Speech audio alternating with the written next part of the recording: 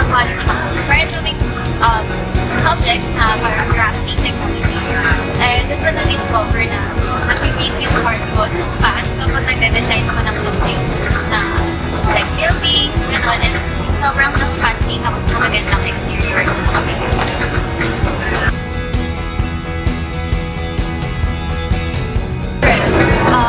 Siguro yung lagi ko sinasabi sa mga speeches ko, sa mga tips ko na to show up kahit ano yung kahit feeling mo hindi ka the best today, just show up kasi you never know.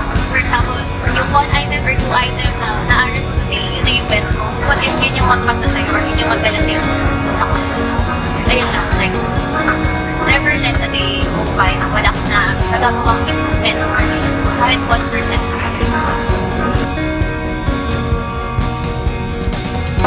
Studying tips ang crucial, of course, is discipline.